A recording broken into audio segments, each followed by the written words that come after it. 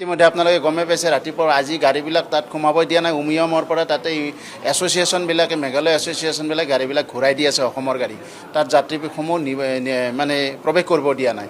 কথা হৈছে কি তেখেতসকলে যিটো আলোচনা হ'ল আলোচনাত তেখেতসকলৰ মেঘালয় চৰকাৰে তেখেতসকলে এছ'চিয়েশ্যনবিলাকৰ লগত আলোচনা কৰিব।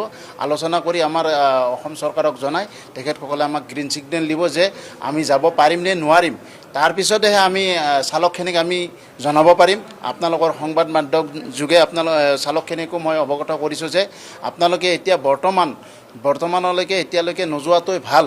কাৰণ কিয় আমি চৰকাৰৰ পৰাই যিটো গ্ৰীণ ছিগনেল নাহিব তেতিয়ালৈকে আমি নোযোৱাটোৱে ভাল। কাৰণ কিয় আমাক যদি গাড়ীখন যদি ক্ষতিসাধন কৰে বা মানুহজনকো মাৰপিট কৰে তেতিয়াহ'লে আমি বহুত অসুবিধাৰ সন্মুখীন হ'ব।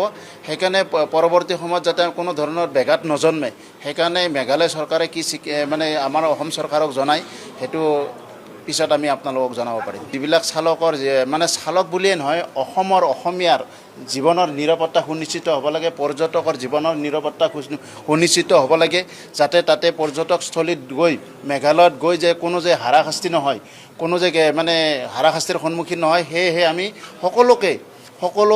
অকল ড্ৰাইভাৰৰ নিৰাপত্তা নহয়, আমি চালক সকলো অসমীয়াৰ নিৰাপত্তা, পৰ্যটকৰ জীৱনৰ নিৰাপত্তা আমি সুনিশ্চিত হ'বলৈ মানে সুনিশ্চিত কৰাৰ কাৰণে দাবী জনাইছোঁ।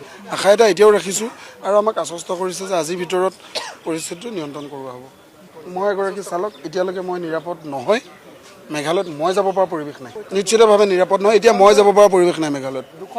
চৰকাৰে চেষ্টা কৰি আছে, কথাও পাতিছে আৰু মুখ্যমন্ত্ৰী ডাঙৰীয়াই আজি এই আলোচনা চলি থাকোঁতে তেওঁ নিজেও খুব উদ্বিগ্ন হৈছে আৰু মেঘালয় মুখ্যমন্ত্ৰীৰ লগতো কথা পাতি এটা আশ্বস্ত কৰিছে যে আজিৰ ভিতৰত গোটেই সমস্যাটো সমাধান কৰি কম সময়ৰ ভিতৰত সুচল যাতায়াতৰ ব্যৱস্থা কৰি দিব, সহজ কৰিব। গতিকে আমাক গোটেইখিনি আশ্বাস দিছে যি ধৰণৰ পৰিৱেশ হৈছিলে। গতিকে দুয়োখন চৰকাৰৰ মাজত সুন্দৰভাৱে তেখেতসকলৰ আলাপ আলোচনাখিনি হৈয়ে গৈছে অলৰেডি, সেইখিনি কথা আমাক জনাইছে। এতিয়া খালি আমাৰ যিটো যাতায়াত ব্যৱস্থাৰ সেইটো খালি আমাক অকণমান টাইম মানে দিছে। আকৌ এখন আজি হয়তো তেখেতসকলৰ লগত চৰকাৰৰ লগত মানে বৈঠক এখন বহিব আমাৰ চৰকাৰৰ। গতিকে আমাক খালি এইটোৱে আৰু অকণমান টাইম দিছে যে অলপ সময় আপোনালোকে চাওক, কালিৰ পৰা হয়তো যাতায়াত মই ভাবোঁ স্বাভাৱিক হৈ যাব লাগে। সেইটোৱে আৰু তেখেতসকলৰ আশ্বাস।